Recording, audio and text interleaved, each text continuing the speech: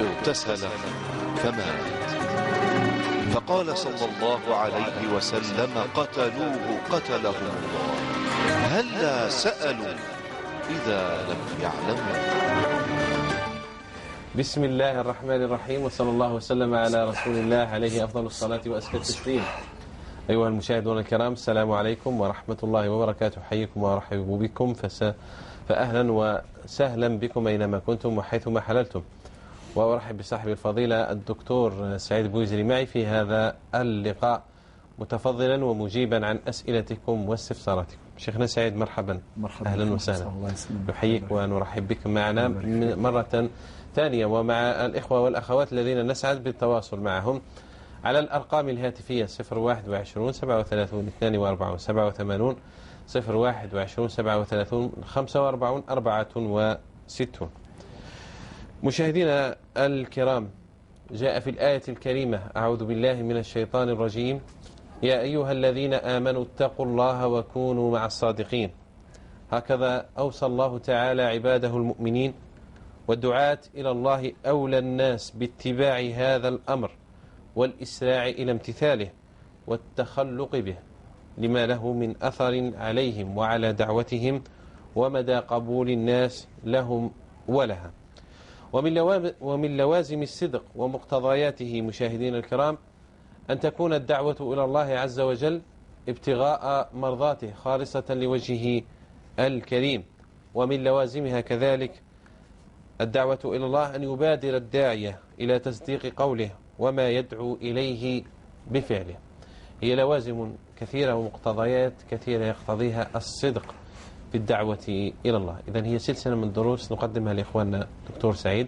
تكلمنا عن الصدق في التجارة، الصدق مع الأسرة، الصدق في كل الأحوال.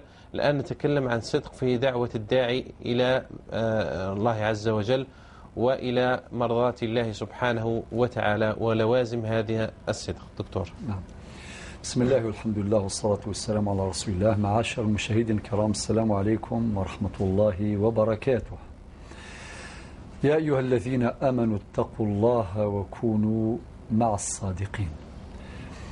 هذا الاستهلال بالأمر بالتقوى، لا شك أن الله عز وجل إذا بدأ قوله بدعوته إلى التقوى، تقوى الله عز وجل، فإن الأوامر التي تأتي بعد الأمر بالتقوى لا بد أن تنطلق من خشية الله عز وجل. فالذي يتقي الله والذي يخشى الله عز وجل يطيع أوامره، فلا يمكن إطلاقا أن يكون الإنسان صادقا صديقا إذا كان قلبه فارغا من خشية الله عز وجل.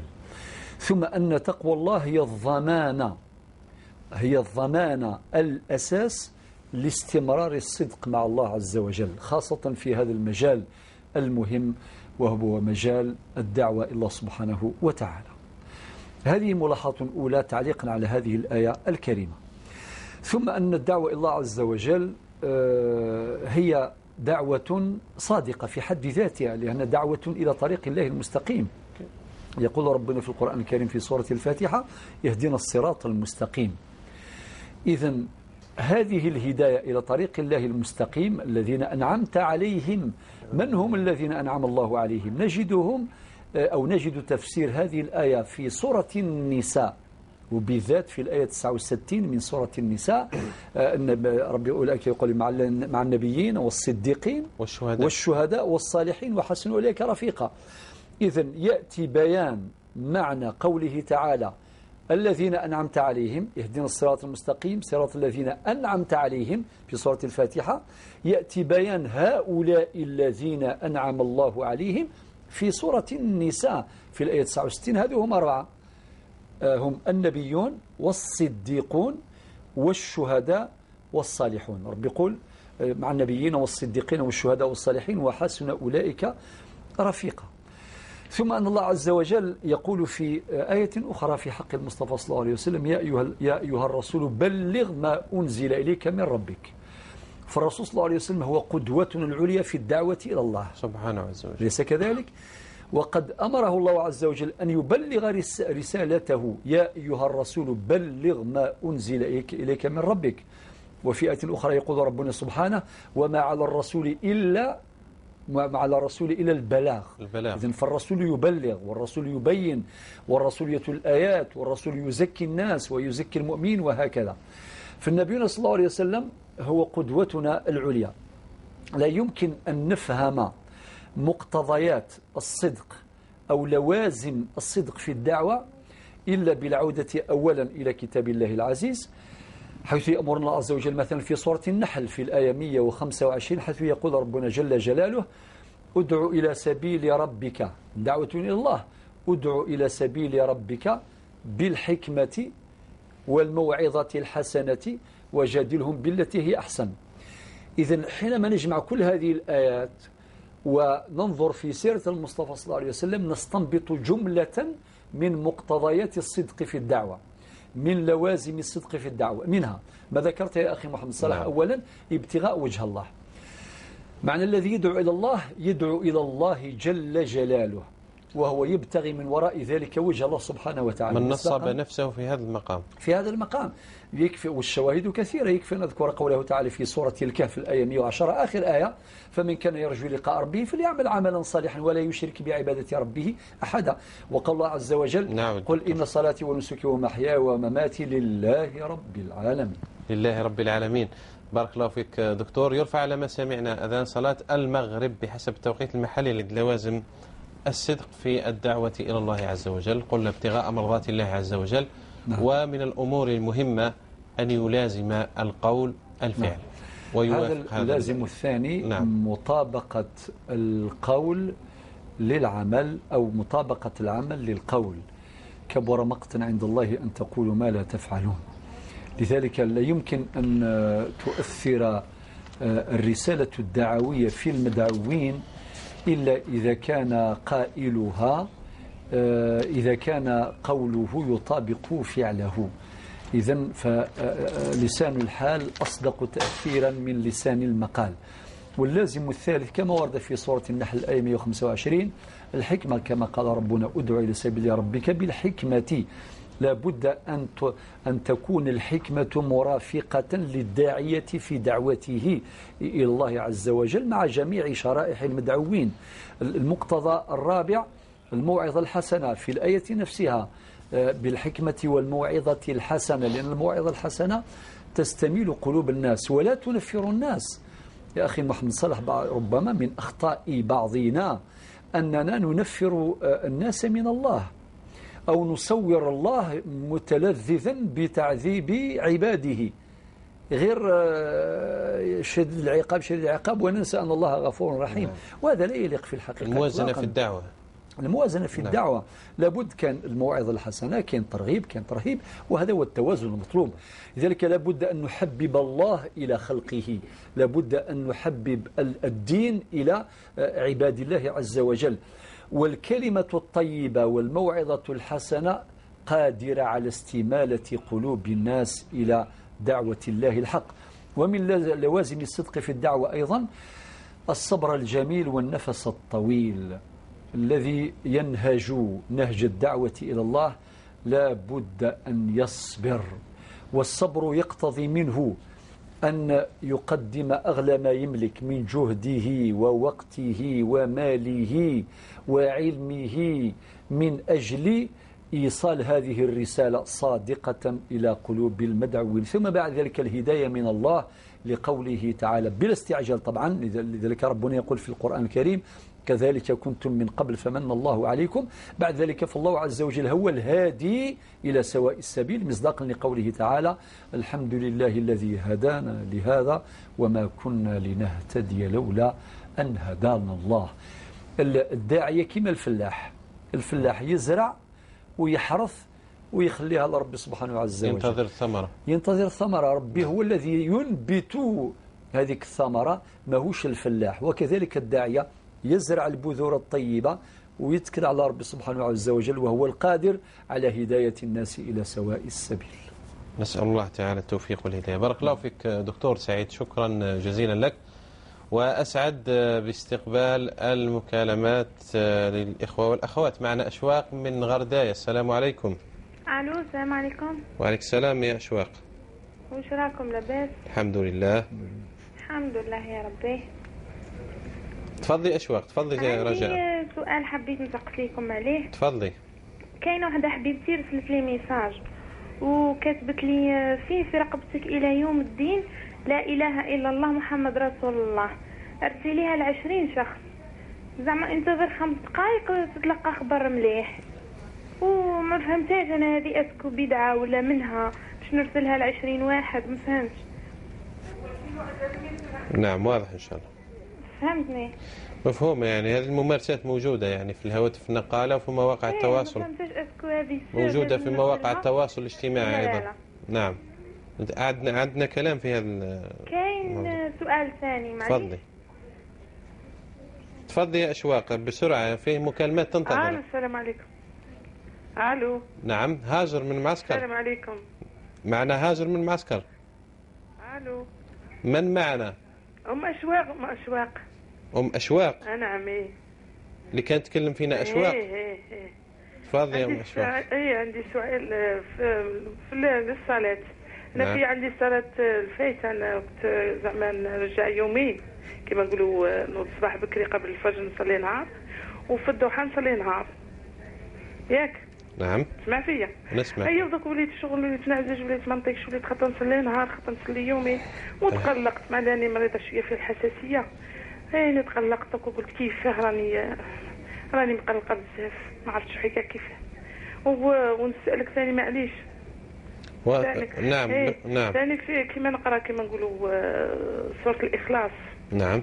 خاطر انا ما نحفظش وما نقراش مليح. ياك هي كل ما نبدا كما نقولوا الصوره نقول بسم الله، ونعاود كي تقدر ثاني بحال نبدا على 10 مرات دائما نقول بسم الله ولا غير مره واحده في الاول عندما تكرر الصوره؟ نقرا 10 مرات وي هكا. واضح ان شاء الله. شوفوا لي ذاك السؤال ربي تعال ناخذ شنو ان شاء الله. شكرا يا ام اشواق. عندنا نعم. شكرا بارك الله فيك. هاجر من معسكر. نعم. السلام عليكم. وعليكم السلام ورحمه الله. عندي سؤال. تفضلي يا هاجر. انا عندي بابا تاعي توفى في عام. جارتنا كي تروح القبر تاعها صباح الزور تلقى حجره مقبر وتقيسها. قلنا لها على راك ديري كيما هكا، قالت لنا باه نخفف عليه الذنوب. ما حكمها في هذا وش تعمل هذه جارتك؟ تقلع الحجره مقبر وتقيسها مورا من حجر المقبره القبر تاعها، تقلع حجره وتقيسها. قلت لها ما ديريش كيما هكا، قلت لها غدعي له ولا؟ قالت لي لا، زعما من ما نصليش ما نصليش، قلت لي خفف عليه الذنوب. نعم واضح ان شاء الله. نعم. السلام عليكم. شكرا. ام مالك من عين الدفنه. نعم. ام مالك. نعم. نعم يا ام مالك. مساء الخير. مساء النور. السلام عليكم. وعليك السلام. تفضلي ام مالك. انا عندي سؤال. عندي الزوج تاعي طلقني 3 مرات، كل مره نحلو ونرجعو، هذه من زمان في الثمانينات. ومن بعد ذلك الو شحال طلقك؟ 3 مرات قلتي؟ 3 مرات، وجاب الامام نفس الامام رجعنا في البيت. وبعد ذلك راني في عامين طلقني المره الرابعه. اسمحي لي، هذو 3 مرات متفرقات؟ لا متفرقات. نعم. وكيف رجعك الامام هذا ما دام 3 طلقات؟ يروح يجيب الامام يحلل لنا ونرجعوا هكا في المغرب. والمره الرابعه كان في حالة غضب شديد بسبب هو ما ضاعش. هي ثاني طلقني، وكي جاب الامام هنا في الدار كذب عليه، ما خبرش على هذوك الوالة، هذاك الامام العائله. كي سمع رفض، قال بلي بعدها ونزيد نسالك. هي بعثونا عند واحد الامام، هذاك الامام دار لنا رخصه تاع 3 حيضات، وبدا لنا عقد جديد. راك معايا؟ راني معاك مع هذه المشكله هذه دكتور. استوضحت هذه المشكله. دار لنا ذاك الحيضات، ودار لنا قالنا درتكم عقد جديد، من هذه المره ما لازمش تزيد. هيا وزيد اسمحي لي المره الخامسه وكي روحنا عنده قال لنا هذه الوقت نعدلكم، قال لنا صافي صلحت لكم كلش، قال لنا هذه الوقت نعدلكم طلقه واحده. بصح انا الضمير تاعي ما راهش مرتاح، بصح وهذا النهار انا متفارقين. واش رايكم في هذا الشيء؟ هذا ما فيه حتى رأي يا أختي، هذا الكلام هذا يعني غير معقول تماما. غير معقول يا غير معقول، هذه الصورة تكلمي بها غير معقولة. ماذا بكم إذا كان زوجك إذا زوجك معك، إذا زوجك نعم راه معايا، أنا ما نقدرش نخرج ونخلي ولادي، أنا لا مع ولادي. هل هو معك الآن ولا لا؟ نعم راه معايا، بصح راه برا دروكا ماش معايا هنا. كيف أنا تخلي رقم يا شيخ؟ تفضل تخلي رقم. مالك الآن يجاوبك يعني بصورة عامة فضيلة الشيخ، ولكن تركي رقمك حتى يتواصل معك، لأن الموضوع يعني مشكلة حقيقية يعني. صح. شكرا. حاضر. ما تقطعيش المكالمة، رجاء من الإخوة في عارضة الإخراج. هذا بيا توضيح. نعم. في هذا المسألة راني محيرة بزاف. أترك الرقم ونتواصلوا معك بعد الحصة إن شاء الله. مع السلامة. إذا نكتفي بهذا ونبدأ في الإجابة دكتور مع الأسئلة الواردة. صالح من مستغانم يسأل ويقول: دكتور، أنه صلى الظهر منفردا وكان هناك ضيوف في بيته، فهل يعيد الصلاة معهم جماعة لنيل فضل وأجر صلاة الجماعة؟ نعم. لا صالح، الجواب كما يأتي بيانه.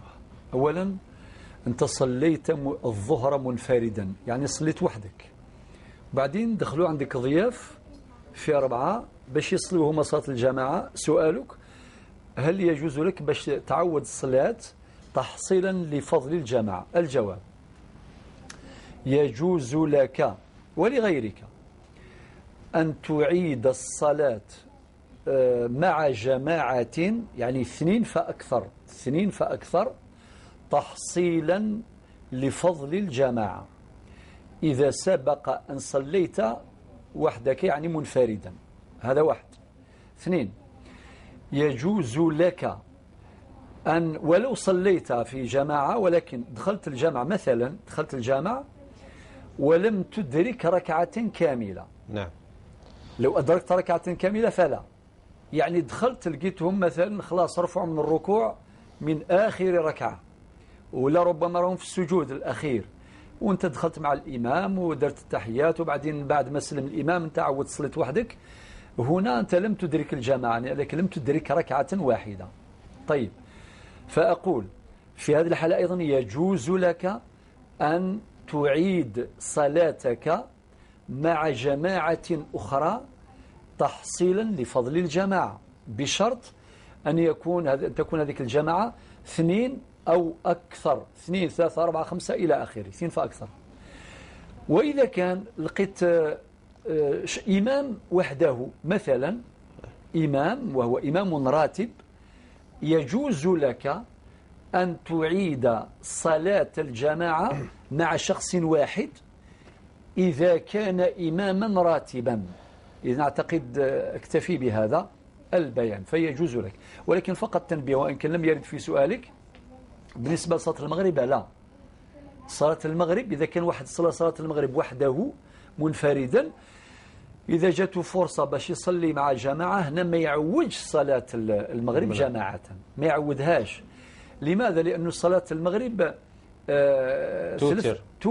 توتر يعني صلاة النهار نختمها بصلاة المغرب، فهي توتر صلوات النهار، لأن المغرب على 3 ركعات. لو كان تعود تصليها تولي يشفع. نعم. 3 تولي 6، ما عدا صلاة المغرب فيجوز لك أن تعيد هذه الصلاة نيلا لفضل الجماعة. بارك الله فيك دكتور. معنا صالحة من تيزي وزو. صالحة. نعم. الو. نعم يا صالحة. السلام عليكم. وعليكم السلام ورحمة الله.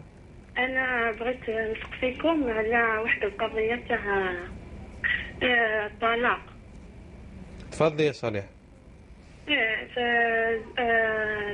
الزوج تاعي طلقني 3 خطرات. 3 خطرات؟ متفرقة. نعم. وانا مرا وحدانية، ما عنديش الوالي، ما عندي حتى واحد. صافي ماذا بيا نكون نلقى كيفاه نكمل مع هذا الزوج، خاطر صراو مشاكل يعني صراو مشاكل. نعم. الطلقة الأولى كيف كانت يا صالحة؟ نعم. الطلقة الأولى كيف طلقك هذا الزوج؟ دائما في لحظات الغضب، وثاني دخلاء يعني داروا لنا مشاكل، ومن بعد هو حسب وحنايا في اول زواج ما راناش دوكا راني عايشه وحدي، ما كاينش اللي يصرف عليا، ما كاينش اللي يقوم بيا، ما كاين والو. عندك أولاد الأخت صالحة؟ سادة الدرية؟ لا ما عنديش اولاد، عندي 40 سنه في عمري، ما عنديش اولاد. مازال ما عندي ولد من الزوج الاول، ما عنديش مع هذا الاولاد. طيب وكي طلقك كما قال الشيخ محمد صالح، طلقك يعني في الطلقه الاولى؟ هذا رجل بغى يعيش معايا وكامل، بصح تدخل واحد السيد في ما دار له الدور وكاع. تسمع الجواب ان شاء الله، تسمع الجواب. وبغيت ثاني نسقسيكم سؤال واحد اخر. تفضلي. واحد السيدة تزوجت مع واحد، بغيت نسقسيكم اسكو الزواج تاعهم صحيح؟ عادي سؤال، كيف تزوجوا هذو؟ تزوجوا بشاهدين وما كاش الشيخ، ما كان والو، بصح هذا السيد دار لها الجهاز تاعها، دار لها وكل، دار الشهود والولي حضر؟ الولي نتاع الطفل حضر؟ هي دارت الولي تاع، هي وليت نفسها يعني بلا ولي؟ بلا ولي. واضح. اسكو زواج صحيح ام؟ سمعنا الجواب. راهم متزوجين الآن؟ راهم متزوجين عايشين مع بعض. نعم واضح إن شاء الله. شكرا يا صالحة، بارك الله فيك. شكرا لكم. مع السلامة. تقى من العاصمة. نعم. السلام عليكم. وعليك السلام يا تقى. الله يسلمك. ارفعي صوتك السلام عليكم. وعليكم السلام. تفضلي يا أختي. أخويا عندي سؤال. أنا تزوجت بالفاتحة. نعم. اسمع فيها. تزوجت بالفاتحة. نقصي التلفاز، نقصي. تزوجت بالفاتحة، قعدت عنده مدة 3 شهور و15 يوم، وهو ما كان ناوي يعقد عليا، باسكو هو ما راح، هو تزوج بإنسان مقعد. هو متزوج وراه في الشرع مع المراه تاعو، سي بوغ ما قدرش يعقد عليا انا. ومن بعد بدا يسبني، يضربني، يهيني، يشتمني، يطيح لي الماليه، ما قدرتش نعيش عنده. خرجت من دار الشيخ، ومن بعد كي خارجه من الدار والديك شدوا لي دوداني كامل، ما حبوش يعطوا لي، قالوا لي رجعي لنا 10 ملايين تاع الصداق تاع المهر تاعي، قالوا لي رجعي لنا 10 ملايين نمدوا لك الدوزان تاعك. يعني هذه مدة صغيرة جدا، يعني 3 أشهر يعني زواج بيناتكم. 3 شهور و15 يوم، وهو إنسان مقعد وكان داير فيا الباطل، كان يضربني، يشتمني، يطيح لي المالية. ما نكذبش عليك خويا، صبرت مع التالي، ما قدرتش نصبر الإهانات تاعو. وأنت تعلمي باللي هذا الإنسان مقعد؟ على بالي بلي إنسان مقعد. تعرفي ظروفه؟ أنا عماه ورضيت به وقلت الحمد لله. نعم. مي هو ما حمدش ربي وعاملني معاملة. ولكن يعني حسب ما يظهر يعني مدة قصيرة بيناتكم، يعني 3 أشهر، كنت يعني تكون بالك أوسع من هذا. والله صبرت بالي. نعم. صابرة مي ما قدرتش نحمل أكثر من هذا الشيء. معلش، قدر الله ما شاء فعل. الآن سؤالك يا توقع. سؤالي تسألي على هذا المتاع اللي خليتيه والمهر. أنا عماه قال لي رجعي لي المهر تاعي اللي هو 10 ملايين، رجع لك دوزانك. هكذا ما حكم هذا الشيخ؟ ماذا بك تجاوبني؟ الله يحفظك. نعم إن شاء الله. شكرا. بارك الله فيك شيخ. مع السلامة. وشيخ معليش عندي سؤال واحد آخر. باختصار يا توقع. الله يحفظك. عندي الأخت تاعي خطبها واحد، فتحوا ومن بعد ما تفاهموش، كل واحد راح لحاله، ومن بعد جاو مالي، هما اللي جاو مالي وجابوا الشيخ وقالوا لها بلي راهي مطلقة. اسكو تعتبر مطلقة ولا لازم يجي هو؟ عقدوا ولا لا؟ لا لا لا لا. لا العقد الفاتحة، داروا الفاتحة. نعم بالفاتحة فقط. وجاو ماليه وقالوا فسخوا هذا العقد. نعم واضح. برك هو ما جاش. ماشي سمعتك شيخ. واضح إن شاء الله. برك. مع السلامة. شكرا.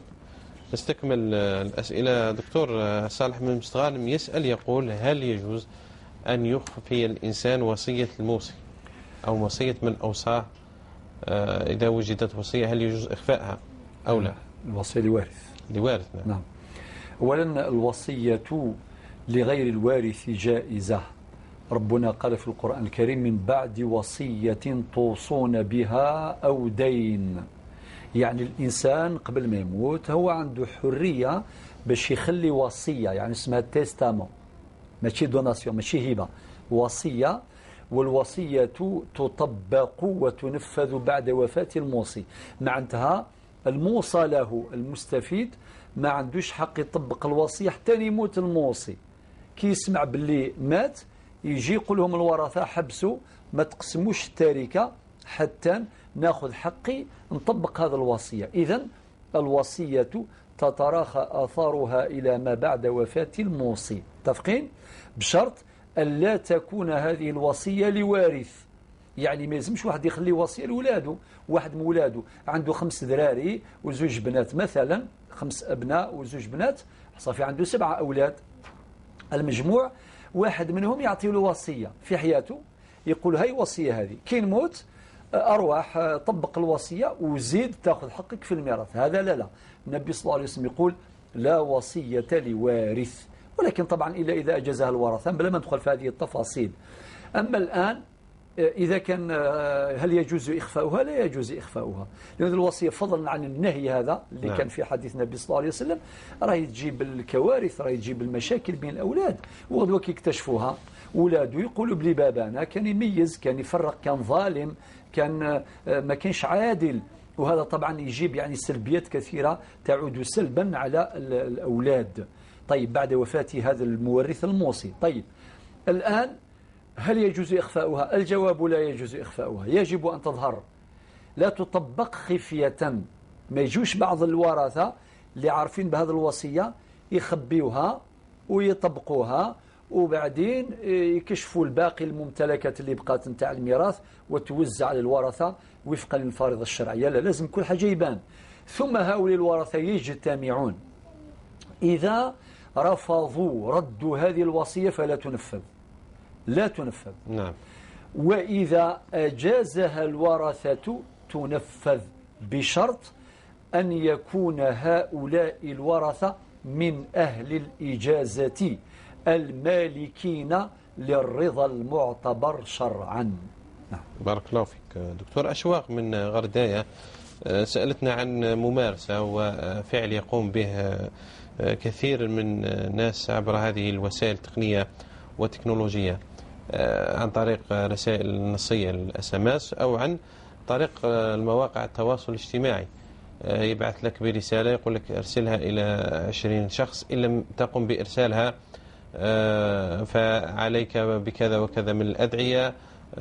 تجد يعني في بعض التعليقات سيتحطم جهازك وبعض من الأمور السيئة جدا. دكتور، نعم، تعليقا هذه لا أساس ربما وقفت لها عليها يعني. ولا قيمة لها ولا وزن لها. بكري قبل ما يظهر التكنولوجيا كانوا بالورق، تجيك ورقة يقول لك دير لها فوتوكوبي، تنسخها وزعها للناس، وبعدين يجيب لك الترغيب والترهيب. يقول لك فيه واحد ولا زوج غادي كلام هكذا في السماء برك، يقول لك كي دارها ربي يفتح عليه، كي ما عندوش ذراري ولا عنده ذراري، ما عندوش خدمة ولا عنده خدمة. نعم. إلى آخر كل هذا الكلام لا قيمة له. ويقول لك ثاني حكاية أخرى طبعا من نسج الخيال، يقول لك فلان فلان فلان فلان أو مجموعة أشخاص ما طبقوهاش، استهانوا بها، قطعوها، وصل لهم أكسيدا، حادث، ومرضوا، وكان اللي ماتوا. كل هذا الكلام ما عنده حتى قيمة. قل لن يصيبنا إلا ما كتب الله لنا. هذا من العبث الذي يضيع الأوقات ويبدد الطاقات ويقطع العلاقات ويخلي الناس تتشوش من حيث في مجال العقيدة. هذا كله كلام مرفوض. وهذا يقول بعد ذلك رسالة SMS في البورتابل في الجهاز النقال أمانة ولا عن في طريق عنقك. التواصل الاجتماعي، هذه المواقع، ويقول لك أمانة في عنقك، وراهي أمانة بغير مسوغ شرعي، بلا دليل بلا أساس. نعم. هل احتملتها أنت بمحض إرادتك؟ كنت حتى اليوم عن دعوة، يكون إمام رجل دعوة عالم مفتي عنده أمانة، نعم، يبلغ العلم اللي عنده، يبلغ يخدم خدمته. هذا الذي ينبغي أن ينشر. هذا الذي ينبغي أن ينشر. أما تجيك رسالة نصية تجيك إذا ما قريتهاش، أو كاين اللي ما يقراش كاع الاس ام اس هذو، ما يقراهاش أصلا، صافي واش يصرى له؟ يروح له البورتابل نتاعو، ولا يروح له للشغل، ولا شي يروح له. هذا كله كلام لا غير صحيح، يا عبث، يا يشوش على عقيدة النافع هو الله والضار هو الله. النافع هو الله عز وجل، والضار هو الله عز وجل. قل لن يصيبنا إلا ما كتب الله لنا. أما هذه الأمور اللي ما عندهاش أساس شرعي فلا يجوز الالتفات إليها أو الخوف من مآلاتها. مع الإنسان ما يخافش يقول له كان ما نديرهاش نخاف، لا، حتى كي تخاف معناتها راجع مكان من الإخلاص في قلبك، يعني لأنه أو كيف تخافش الذي لا، هذا الأمر لا يستدعي الخوف إطلاقا، الخوف من الله عز وجل والسلام. هذه يا بنتي أشواق ما تسمعي لها، ما تطبقيها، ما تأخذيها، بالعكس نصحي هذيك زميلتك اللي بعث لك رسالة تخوف فيك، ولا نصحيها قولها يا فلانة تخلي من هذه الأمور اللي ما عندها حتى علاقة بشرع الله عز وجل. نعم. أشواق سألت عن الفوائد دكتور. نعم، الفوائد تقضى، نعم. وقضاؤها في كل وقت وبصيغ عدة. الصيغة الأولى أنك تختاري الوقت المناسب، تنوضي قبل الفجر تقضي الفوائد نتاعك، قضيها كما حبيتي، تصلي الصبح أو الفجر الفريضة، الظهر العصر المغرب العشاء بالتسلسل بالترتيب، هذه طريقة. ولا في وقت الضحى، طبعا الضحى من ركعتين إلى 8 ركعات، هذه كصلاة الضحى نافلة، يعني نوع من أنواع النوافل، ولكن ممكن في هذاك الوقت أيضا تصلي تقضي صلواتك كما تشاء وبقدر استطاعتك. ممكن تصلي الصبح الظهر العصر المغرب العشاء، إذا فيك قدرة زيدي نهار واحد آخر والسلام. وكان طريقة أخرى ميسورة جدا، أنه في كل صلاة حاضرة تصلي صلاة الحاضرة وتصلي صلاة الفائتة. جاك الظهر صلي الظهر نتاع اليوم وصلي الظهر اللي فاتت، والعصر كذلك، حتى العشاء معناتها كل نهار راكي قضيتي نهار. وليس شرطا أن تلازمي قضاء الفوائد باستمرار.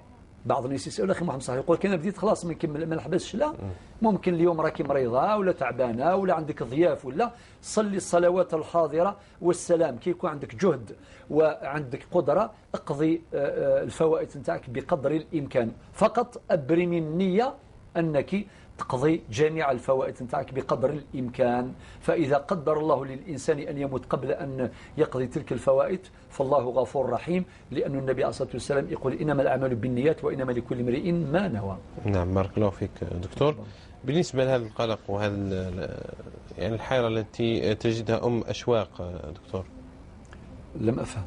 قالت أصاب بقلق وتصاب بحالة من الاكتئاب تأتيها وتنتابها. أنا أنصحك بما ينصح به العلماء، اقرأي سورة يوسف. النبي صلى الله عليه وسلم وصانا بقراءة سورة يوسف، يعني يقرأها محزون إن شاء الله ربي سبحانه يرفع عنه الغبن والحزن. هذا رقم 1. رقم 2، أكثر من قولك من قول الله عز وجل لا إله إلا أنت سبحانك إني كنت من الظالمين.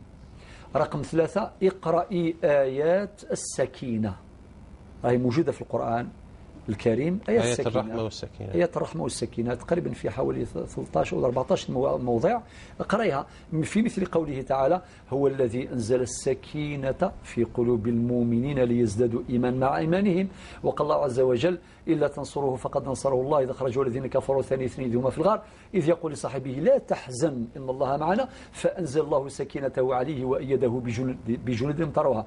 اقرأي آيات السكينة مع سورة يوسف مع هذه الآية لا إله إلا أنت سبحانك إني كنت من الظالمين، وإن شاء الله ربي يرفع عنك هذا القلق وهذا الغبن وهذا الاكتئاب. أضيف أمرين. مرحبا. الأذان، نعم، إذا قام الإنسان يؤذن ما شاء الله يعني تتنزل عليه رحمة عظيمة. نعم. وتغشيها سكينة كبيرة جدا. نعم. وإذا قام وتوضأ. نعم. إذا قام وتوضأ هذا الأمران يعني بالتجربة وبأخبار الصالحين يعني فاسأل به خبيرا. نعم. زيد يضيف هذه يعني الأذان يطرد الشيطان يدبر وله ذرات أي نعم. صوت عظيم. والوضوء الله يبارك الطاهر بكم من رب سلاح المؤمن. سلاح المؤمن. وقيام الليل والدعاء يا أختي أشواق. نعم. الدعاء ربي سبحانه قال ادعوني أستجيب لكم، خاصة في وقت السحر، يعني ترصد الأوقات الشريفة والأحوال الفاضلة التي يستجاب فيها الدعاء. أسأل الله عز وجل أن يرفع عنك هذا البلاء. آمين، وعن كل من يتخبط فيه ويجده في قلبه. دكتور، بالنسبة لقراءة سور قصيرة ومنها سورة الإخلاص، الإنسان إذا كرر قراءتها هل يبسمل لها؟ ليس شرطا، تكفي نعم. البسملة الأولى تجزئ. قل بسم الله الرحمن الرحيم، قل هو الله أحد الله الصمد لم يلد ولم يولد ولم يكن له كفوا أحد، ثم بدون إعادة البسملة اقرأيها ما شئت من المرات، خاصة هذه السورة العظيمة سورة التوحيد سورة الإخلاص. ربي يوفقك إن شاء الله ونسأل الله لك القبول. نعم. هاجر من معسكر مات والدها منذ عام رحمة الله عليه وعلى أموات المسلمين جميعا، فجارتها لما تذهب لزيارة هذا القبر تنزع حجر من الأحجار بدعوى أنها تنزع عنه ذنوبها. لا يا أختي هاجر، يعني قولي لهذه الجارة جزا الله خير، يعني كي تزور المقبرة تنظف المقبرة، يعني وين لقات الأذى، وين لقات الحجر، وين لقات يعني شوكة ناضت ولا تنزعها، والسلام ابتغاء وجه الله عز وجل وفقط. بمعنى أولا لا تفرد قبر واحد، لا مش واحد يجي يشوف غير القبر نتاعو وفرات، ولا تفعلها اعتقادا، يعني بعض نعم. أفعال بعض الناس المؤمن الله يبارك أنه كي يروحوا يطهروا كاع المقبرة ينظفوها كاع كلها، يبداوها من البداية حتى النهاية، مش كل واحد يشوف الكار نتاعو وعائلته وجداده وكذا وينسى باقي الأموات. لا، اللي يدخل المقبرة بقدر الإمكان ينظف بقدر الإمكان، وخاصة في بعض القرى والمدن وين يديروا ثويزي، يعني عمل تطوعي، يديروا إعلان هيا غدوة مثلا الجمعة أصبح بعد الفجر نروحوا كاع نسقموا كاع المقبرة هذيك وننظفوها. ما شاء الله هذه حاجة مليحة بزاف، لأن هذه المقابر هي سكنات نتاع الأموات، يعني لها حرمة، لها حرمات، وهي المدينة التي ستجمعنا في يوم من الأيام.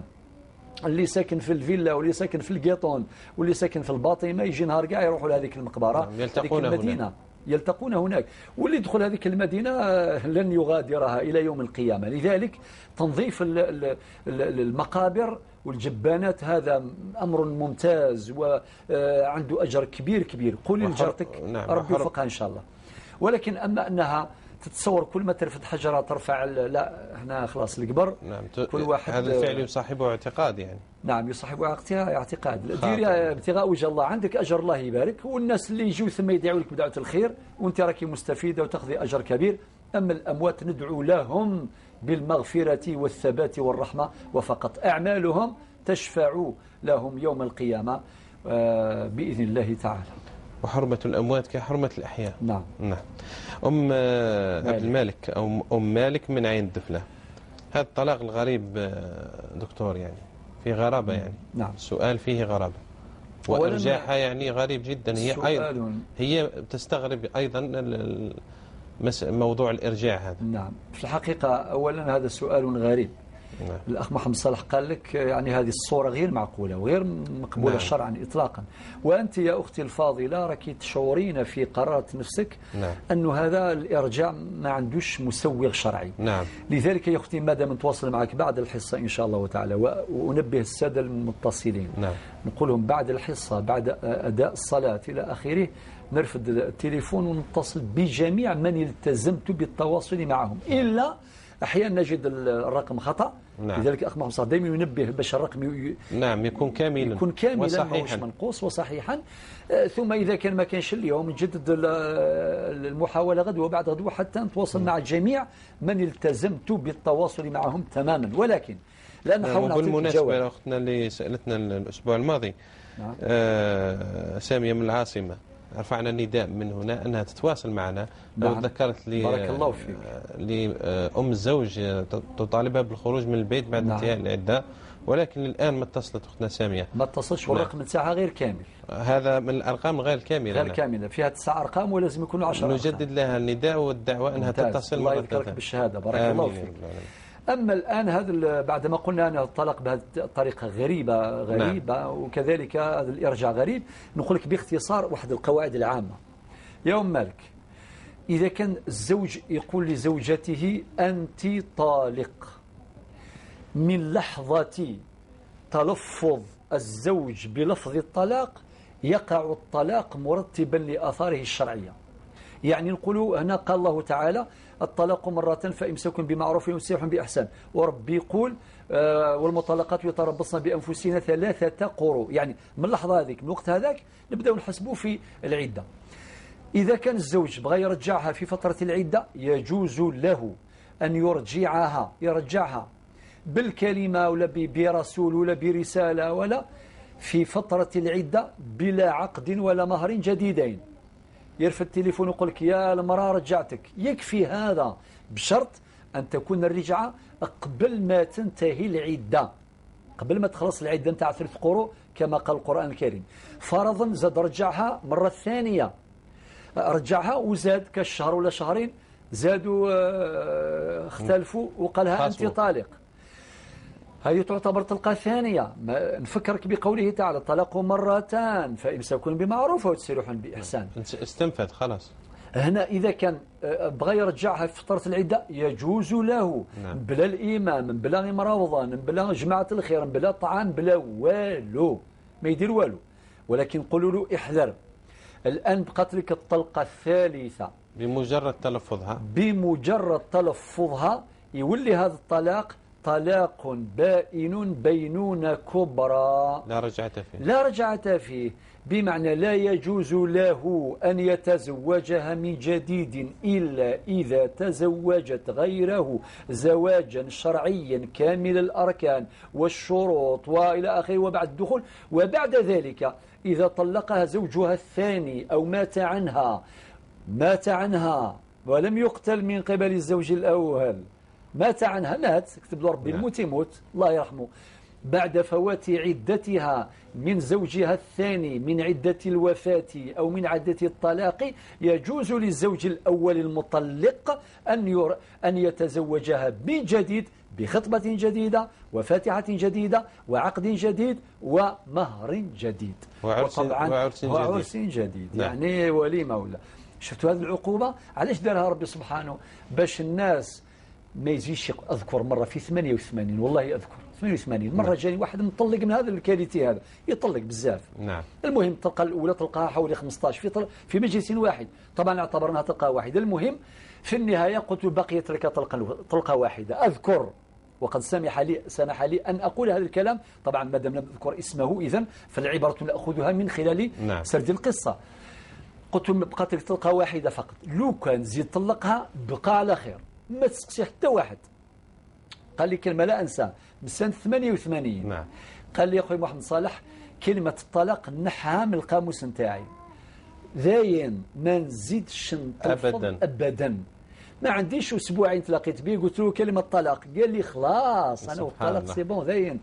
إذن حبينا هذا العزيمة نتاع الرجال، ماشي كالرافال يطلق زوجته بالرافال، يطلقها اليوم ويرجع ويطلق ويرجع، هذا أمر غريب جدا. هذا بعده ولا قربه كما يقول العامة، يعني نعم. الأفضل أنه يعني الفراق معه، يعني والرجل كما هذا المستهزئ اللي يستهزئ نعم. بالدين الإسلامي، يعني يعيش بنت الناس في الحرام، نعم. ويستهزئ بالأحكام الشرعية ويستهزئ حتى بالمرأة هذه. ما هيش بالون، ما هيش كرة قدم يضربها ويرميها وكذا، لا المرأة لها كرامة. طبعا من مقاصد هذا التحديد المحافظة على كرامة المرأة، هذا قولي بالإجمال. نعم. وهن نعم. المتحيرات يعني، وهن متحيرات المكالمات وكل وهن يسألنا والرجال نعم. الرفالي وما يسألنا. قل ما يعني يسألنا رجل، قل ما يعني أقل حاجة معاشر الرجال اللي يطلق على الأقل يكون عنده الكوراج ويسأل، يسمع هو مباشرة نعم. الجواب. نعم. إذن كما وعدت تتواصل معها دكتور إن شاء الله. إن شاء الله خير. صالحة أيضا في نفس الموضوع، صالحة الظاهر من سؤالها وحالها أنها طلقت 3 مرات، ويعني كأن طلاقها هذا يعني طلاق لا رجعة فيه، لأنها يعني قارنة الحال هنا في السؤال قالت أنا وحدانية وما عنديش أهلي لنذهب إليهم. دكتور والله الأخت صالحة، أولا الشيء اللي قلته على مالك يعني يصدق عليك، شرحت يعني بالإجمال أحكام الطلاق نفسها تطبق عليك وعلى جميع الناس. ولكن نقول اتقوا الله، والله العظيم اللي ما يخافش ربي يا أخي قارنا قوذون ونتسقوا ربي. اللي خاف ربي الله يبارك حتى كي غلط يرجع لربي سبحانه. أما اللي ما يخافش ربي وكارثة، ما يخافش ربي. درك يا أختي الفاضلة ربي يحفظك، ولكن في الشرع شرع يعني درك واش نقول لك، أنت قلتي في غضب، درك الغضب هذا إذا كان غضب شديد جدا وصل درجة الإغلاق هذا الطلاق نتاعو لا يقع. أما إذا كان غضب عادي على قول من يقول هذا، على قول من يقول هذا لأن فيه كلام. نعم نعم. وإذا كان طلاق يعني في غضب عادي هنا الطلاق يقع. فإذا كان تم بهذه الطريقة اللي ذكرناها، الطلقة الأولى تمت الرجعة، الطلقة الثانية تمت الرجعة، وكي تكون الطلقة الثالثة يولي طلاق بائن بينونة كبرى. وسمعت الآن الحكم الشرعي في الموضوع هكذا. أما قلت الدخلاء وكذا إن شاء الله ربي يهدي الناس هذو اللي دخلوا بين الظفر واللحم كما يقولوا، يريش هذو يكسون باش يفرقوا بين الزوج والزوجة. يقول ربي هؤلاء يهديهم. أما أنه ما عندكش ولي ولا كاين ربي سبحانه، ربي سبحانه كاين في النهاية، كاين ربي. والله غير كلنا نموت في الدنيا هذه، ما يبقى والو، يبقى غير ربي سبحانه عز وجل. لذلك ما يلزمش بعض الرجال يستغلوا الضعف نتاع المرأة، ما عندهاش مواليها ما عندهاش بابها ويحقروها. نعم. إذا كان حقرك يا أختي الله يحفظك كاين ربي، كاين ربي. المهم تربحي ربي معاك. ونفكرك بواحد الكلام قال واحد اسمه ابن عطاء الله، كلام حلو، قال لك من وجد الله فماذا فقد. اللي لقى ربي معاه ما يخاف والو. ومن فقد الله فماذا وجد. ومن فقد الله فماذا وجد. ويكفي أن الإنسان يكون مع ربي سبحانه عز وجل. هذا ما كان، ما تخافي من والو. كان ربي سبحانه عز وجل هو اللي يرعاك وينظر إليك بعين الرحمة، وإذا فعل الله ذلك فلا خوف ولا حزن عليك إن شاء الله. في هذا الباب دكتور يلي التساؤل، المرأة التي تطلب الطلاق من زوجها كثيرا، يعني هو متمسك بها ولكن هي دائما تطلب منه الطلاق والفراق. فيه وعيد النبي صلى الله عليه الصلاة والسلام، يعني وعد النبي عليه الصلاة والسلام يتحقق ووعيده أيضا يتحقق. نعم. إن وعد الله حق. إن وعد الله حق. لذلك يا الأخت اللي تطلب الطلاق من زوجها يعني إلا إذا كان بسبب. فإذا كان لمبرر شرعي لمسوغ معقول عقلي ثم خلاص فهي معذورة أمام الله وأمام ضميرها وبينها وبين الناس كذلك. أما هكذا المرأة بغير سبب تطلب الطلاق ربما لأسباب تافهة، هذا مما لا يصح من قبلها، ووعيد النبي صلى الله عليه وسلم يعني حاضر أمامنا. فلا بد أن تبتعد المرأة وتنأى لكي لا تحرم من رائحة الجنة كما ورد في حديث النبي صلى الله عليه وسلم عليه الصلاة والسلام. في هذا الباب دكتور، يعني حتى لا نمر إلى غير هذا من الأسئلة، الناس يفتحوا في وقت الجمعة، من يقومون بالعقد في وقت صلاة الجمعة باطل. نعم. هذاك الوقت نتاع الجمعة يا جماعة الخير تحرم فيه العقود. نعم تحرم فيه العقود بكل أشكالها. بكل أشكالها. المسلم اللي خاف ربي سبحانه عز وجل ينأى عن وقت صلاة الجمعة، عن وقت صلاة الجمعة من وقت صعود الإمام فوق المنبر. باطل يعني كل ما يبنى عليه نعم يكون باطل. نعم إلى غاية تمام ركعتي الجمعة. قبل الجمعة في وقت الدرس وكذا في الحرج مرفوع، وكذلك بعد صلاة الجمعة اللي كان أوقات الله يبارك كان أوقات. نعم. اللهم إذا كانوا قوم سفر يعني. طبعا إذا كان أصحاب أعذار يعني عندهم مسافرين ولكن يعني أهل الإقامة فلا. أهل الإقامة فلا. بالنسبة للمسافرين يجوز في حقهم، يجوز لهم ذلك. أما للمقيمين فلا يجوز إطلاقا. ولكن يعني كان أوقات الله يبارك، ولماذا نحرج الناس؟ وبعضهم في وقت الإمام يخطب في الجمعة وتشوف لي كورتيج طالعين هابطين والكلاكسون مش عارف ايه وكذا. سبحان كأنه نحن مسلمون يا جماعة الخير، نحن مسلمون. لذلك نحفز وندعو بالخير الكبير لكل الناس. في بعض القرى اللي داروا أعراف صارمة في هذا الموضوع. نعم. أعراف صرامة يعني. نعم. وللعرف سلطان، لابد أن يحترم. ممنوع مجموعة من الممنوعات باش هؤلاء يرتدعون وما يديروش هذا الشيء. نحن مسلمون لازم نعظم شعائر الله عز وجل، مش وقت الجمعة لكورتاج واللي يقرأ الفاتحة وكاين اللي يقرأها يقول لك معليش أنا مسافر ويقرأ هو إمام ويمشي معهم هكذا. المفروض هو الذي يشجع الناس على التزام شرع الله عز وجل. سؤال الأخ صالح الأخير. هذا العقد الذي تم بشاهدين وغاب فيه الولي وأعلن فيه النكاح وتم الزواج، يقول نعم. فنكاحها باطل باطل باطل، قالها ثلاثا. هذا رقم واحد. رقم اثنين، النبي عليه الصلاة والسلام يقول لا نكاح إلا بولي وشاهدي عدل. بالمناسبة حتى قانون الأسرة الجزائري قبل التعديل في المادة 9 تحدث النص القانوني نص على 4 أركان لعقد الزواج، اللي هو الرضا، رضا الزوجين، ولي الزوجة، وكذلك الشاهد أو الشاهدان يعني الشهود الشاهدان، وكذلك الصداق. ثم أن الولي هذا راه يحفظ الأسرة يا جماعة الخير. الشريعة الإسلامية كل ما يقوي العلاقة بين الفرع والأصل نصت عليه. وكيف يا عجب واحد يربي بنت وحتى تكبر تولي 25-30 سنة وبعدين يجي واحد يتزوجها، تزوج وحدها نفسها بنفسها. راجل يقابل راجل. نعم، رجل يقابل رجل. رجل يقابل رجل. هو رجل أتاهم يقابله رجل يتفاوض معه نعم. ويكلمه يعني هذا أمر ثم غريب. يأخذ هذه البنت. هذا أمر غريب عن الشرع نتاعنا، وغريب أيضا عن أصالتنا. نحن جزائريون، لنا أصالة، لنا قيم، لنا مبادئ.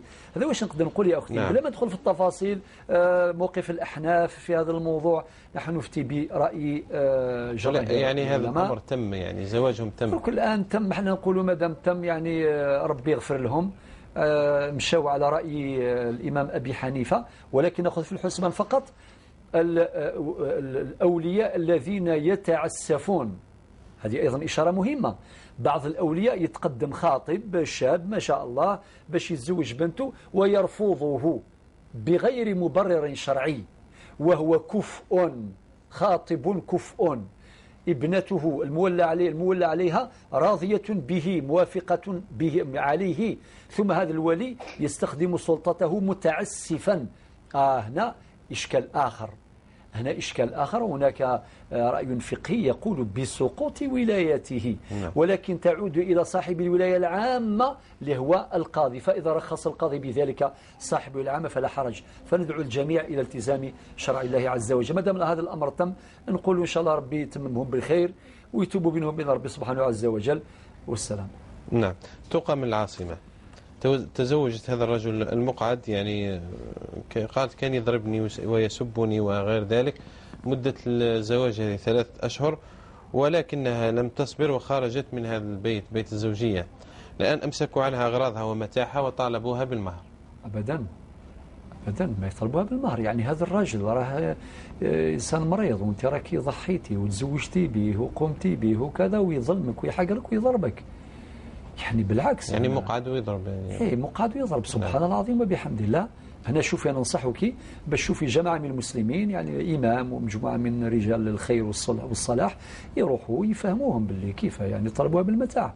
تأخذي حق المهر نتاعك كامل، تأخذيه عادل، وكان تم الطلاق بعد العقد وقبل الدخول. نعم، هنا لكن نصف المهر صح، يطالب بنصف المهر.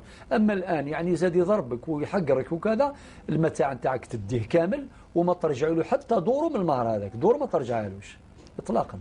هذا واش نقول. نعم. حتى ولو طلب الطلاق. حتى ولو طلبتي أنت الطلاق، هذا يعتبر تطليق، لأن تطليق للضرر. نعم. الواقع. حتى ترجع القانون الأسرة المادة 53 عندها 10 فقرات، والفقرة السادسة كل ضرر معتبر شرعا، ولا سيما إذا نجم عن مخالفة المادة 8. لذلك نقول لك يعني ما دام الضرب يعني واقع، ولا الضرر واقع وقد وقع بالضرب. يا عجب، يزيد يضرب الرجل يرفد يده على المرأة. نعم. نسأل الله العفو والعافية. يستعرض عضلاته.